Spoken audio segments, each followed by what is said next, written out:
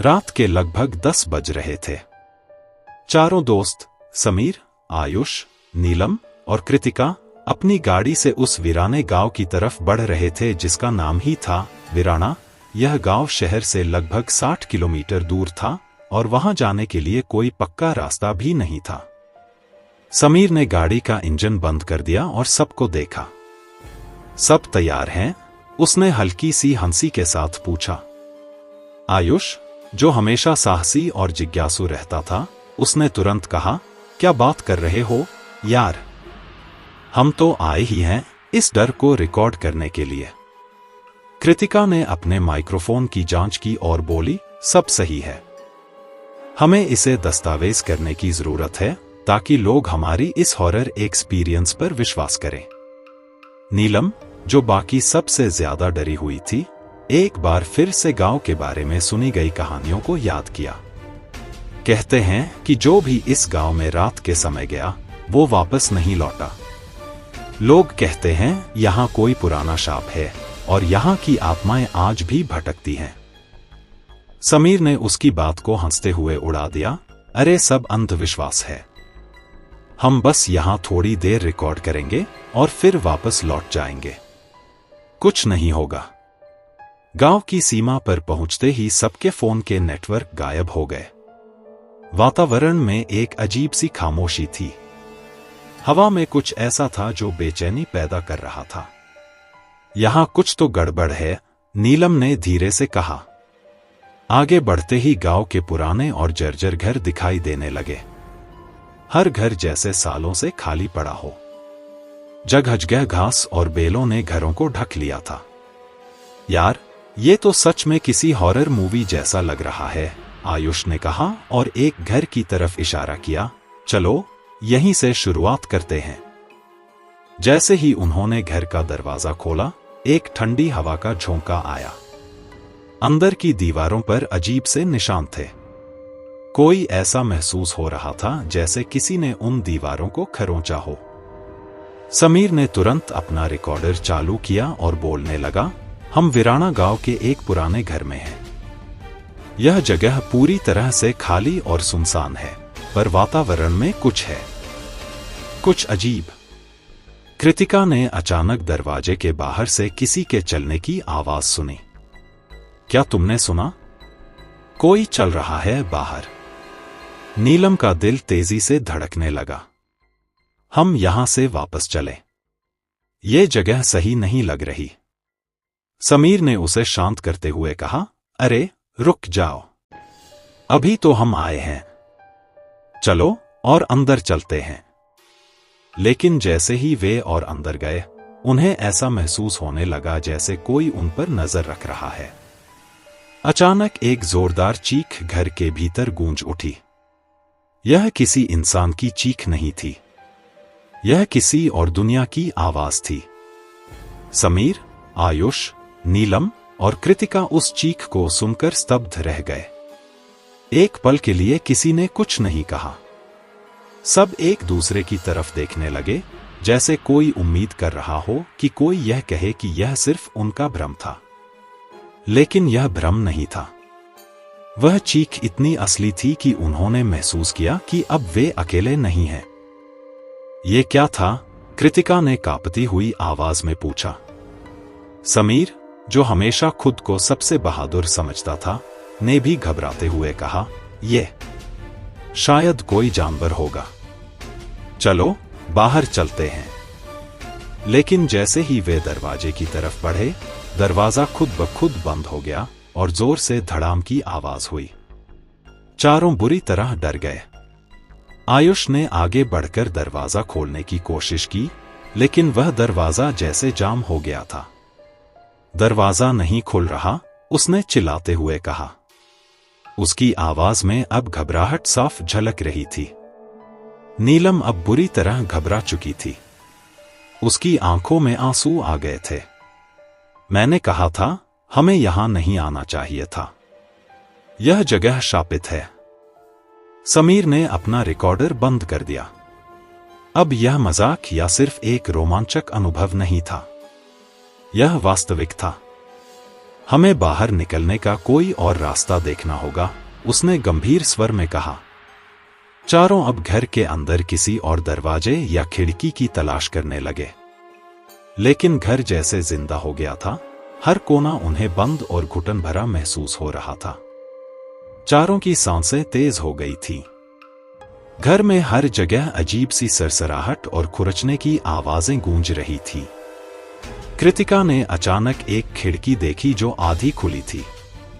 यहां से चलो, उसने कहा और सब उसके पीछे दौड़ पड़े। खिड़की से बाहर निकलते ही वे सभी गांव की सड़कों पर पहुंच गए। लेकिन गांव की हवा अब और भी भारी और डरावनी महसूस हो रही थी।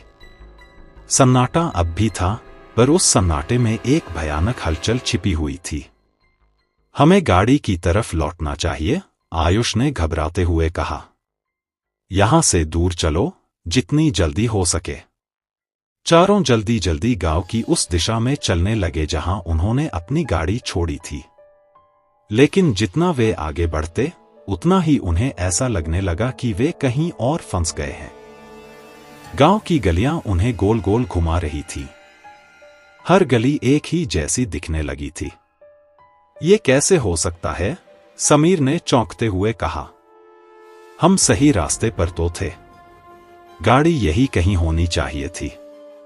नीलम अब बिल्कुल डर चुकी थी। उसकी आंखों से आंसू बह रहे थे। ये जगह हमें नहीं जाने देगी। ये गांव हमें फंसा रहा है। तभी अचानक कृतिका ने देखा कि सड़क के किनारे एक बूढ़ा आदमी बैठा हुआ था। उसकी आंखें सफेद थीं, जैसे वह देख नहीं सकता था। उसके चेहरे पर एक भयानक मुस्कान थी। तुम लोग चले आए, वापस अब नहीं जा पाओगे, वह आदमी धीमे लेकिन डरावने स्वर में बोला। समीर ने हिम्मत जुटाकर उससे पूछा, हम यहां फंस गए हैं, हमारी गाड़ी कहां है? बूढ़े आदमी ने एक जोरदार ठहाका लगाया। गाड़ी? यहां से कोई नहीं जाता बेटा। यह गांव शापित है। यहां आने वाले कभी वापस नहीं लौटते। आयुष ने गुस्से में आकर उससे कहा, क्या बकवास कर रहे हो? हम यहां से जाएंगे। बूढ़े आदमी की मुस्कान और चौड़ी हो गई। यहां की आत्माएं भूखी हैं। उन्होंने बहुत समय से किसी को नहीं देखा। तुम्हारे जैसे युवा उन्हें पसंद आते हैं। इतना कहकर वह आदमी गायब हो गया, जैसे वह कभी वहां था ही नहीं। चारों अब पूरी तरह डर के आगोश में थे। उनके कदम अपने आप धीमे हो गए थे। गांव की हवा में जैसे भूतिया फुसफुसाहटें होने लगीं। हर कदम पर जैसे कोई उनका पीछा कर रहा था। हर छाया में कुछ छिपा हुआ महसूस हो रहा था। हमें वापस उस बूढ़े आदमी की बात नहीं सुननी चाहिए। चलो गाड़ी की तरफ चलते हैं, समीर ने कहा, लेकिन उसकी आवाज में अब उतनी आत्मविश्वास नहीं थी जितनी पहले थी। जब वे गांव के एक और मोड़ पर पहुंचे, तो उन्होंने देखा कि वहां एक पुराना टूटा फूटा मंदिर था। उस मंदिर के दरवाजे पर पुराने समय के शिलालेख और चित्र बने हुए थे। क्या ये वही जगह है जिसके बारे में कहा जाता है कि यहां बलि दी जाती थी? नीलम ने कांपते हुए पूछा। कृतिका ने घबराहट में जवाब दिया, हां, मुझे याद है। गांव के शाप की शुरुआत यहीं से हुई थी। यहां एक पागल तांत्रिक ने इंसानों की बलि चढ़ाई थी और उनके खून से यह मंदिर शापित हो गया था। अचानक मंदिर के भीतर से एक भयानक आवाज गूंज उठी। यह वही चीख थी जो उन्होंने घर के अंदर सुनी थी। इस बार यह और भी ज्यादा भयानक और तीव्र थी, जैसे कोई आत्मा दर्द से तड़प रही हो। हमें यहां से भागना होगा, समीर चिल्लाया। चारों ने दौड़ना शुरू कर दिया, लेकिन ऐसा लग रहा था जैसे गांव की सड़कों ने उन्हें कैद कर लिया हो। गांव की हवाओं में अब सिर्फ एक ही चीज गूंज रही थी, एक प्राचीन और शापित फुसफुसाहट। तुम यहां से कभी नहीं जा पाओगे। समीर, आयुष, नीलम और कृतिका पूरी ताकत से दौड़ रहे थे, लेकिन ऐसा लग रहा था जैसे गांव की सड़कों ने उन्हें पकड़ लिया हो। हर बार जब वे किसी मोड़ पर मुड़ते, तो वे खुद को उसी जगह पर पाते जहां से उन्होंने दौड़ना शुरू किया था। जैसे गांव ने खुद को जिंदा कर लिया हो और उन्हें अपनी भटकती गलियों में फंसा लिया हो। आखिरकार वे एक पुरानी और टूटी-फूटी हवेली के सामने रुक गए। हवेली के चारों तरफ घना अंधेरा था और वहां की दीवारें काले धब्बों से ढकी हुई थी। हवेली की खिड़कियों से जैसे किसी की आंखें उन्हें घूर रही हों। समीर, जो हमेशा सबसे साहसी रहता था, अब भी उनके लिए एक लीडर बनने की कोशिश कर रहा था, लेकिन उसके चेहरे पर छिपा हुआ डर साफ दिखाई दे रहा था। हमें इस हवेली में रुकना चाहिए। शायद यहां से हमें कोई और रास्ता मिले, समीर ने हांफते हुए कहा। आयुष ने गहरी सांस लेते हुए जवाब दिया, यहां रुकना ठीक नहीं है। मुझे लग रहा है कि ये जगह भी हमारे खिलाफ है, लेकिन और कोई रास्ता नहीं है। हमें कोई छिपने की जगह चाहिए, कम से कम कुछ देर के लिए, कृतिका ने कहा, जो पूरी तरह थक चुकी थी। नीलम अभी भी कांप रही थी, उसका चेहरा सफेद पड़ चुका था। उसने आसमान की ओर देखा, चारों तरफ घनघोर अंधेरा था, जैसे गांव के ऊपर कोई प्राचीन अभिशाप छाया हुआ हो। हवाओं में एक अजीब सी सनसनाहट और धीमी धीमी चीखें अब भी गूंज रही थी। हमें कुछ करना होगा, इस गांव से निकलने का कोई न कोई तरीका ढूंढना ही पड़ेगा, समीर ने कहा और सबसे पहले हवेली के बड़े दरवाजे को धक्का देकर अंदर चला गया। बाकी तीनों भी उसके पीछे पीछे चले आए। जैसे ही वे हवेली के अंदर पहुंचे, अचानक दरवाजा अपने आप जोर से बंद हो गया। इस बार की आवाज इतनी जोरदार थी कि सबके दिल एक पल के लिए रुक से गए। कृतिका ने तुरंत अपना रिकॉर्डर निकाला और बोलने लगी, हम एक पुरानी हवेली में फंस गए हैं। यहां के दरवाजे खुद ब खुद बंद हो रहे हैं। मुझे नहीं पता, लेकिन ऐसा लग रहा है जैसे यहां कुछ अलौकिक शक्तियां हैं। हवेली के अंदर सब कुछ बहुत पुराना था। दीवारों पर धूल और मकड़ी के जाल लगे थे।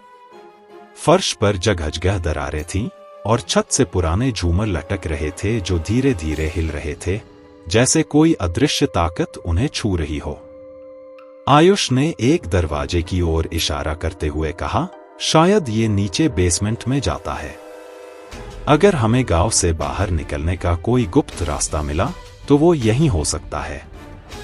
समीर ने सिर हिलाया, हमें हर संभावना तलाशनी होगी। वे सब धीरे धीरे उस दरवाजे की ओर बढ़े। जब उन्होंने दरवाजा खोला तो सामने सीढ़ियां दिखाई दी जो अंधेरे में कहीं नीचे जाती थी। नीलम ने डरते हुए कहा, मुझे नहीं लगता हमें नीचे जाना चाहिए। यहां कुछ बहुत बुरा छिपा हुआ है। मुझे इसका एहसास हो रहा है। कृतिका ने उसकी ओर देखा और कहा, और कोई रास्ता नहीं है नीलम, हमें जाना ही होगा। चारों ने सीढ़ियों से नीचे उतरना शुरू किया। बेसमेंट में एक अजीब सी ठंडक थी और वहां की हवा भारी और गाढ़ी महसूस हो रही थी।